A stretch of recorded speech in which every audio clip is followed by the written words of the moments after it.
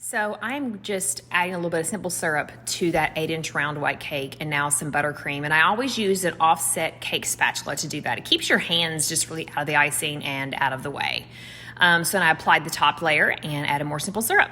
So when I ice a cake, I like to start at the base of the cake and attach the icing to the cake board and to obviously the bottom layer of cake, and then do the same thing on the top. Attach the icing to the icing that's already on the cake, which is at the bottom, and then bring it up the sides. Now, if you run into crumbs like I just did there, sometimes you can't get the icing to stick to the cake really well. It just pulls more cake or crumbs off. So I try going at it at a different angle, applying the icing in a different direction, and a lot of times that will work. Remember, icing sticks to icing better than it sticks to cake.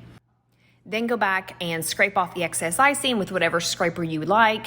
And then, of course, grab off the top any uneven parts. It doesn't have to be perfect. This is the crumb coat, but you do want it to be fairly even. So when you apply your second coat of icing, it will have a nice smooth surface to lay on. And I like to put mine in the refrigerator for about half an hour before I apply the rest of the icing.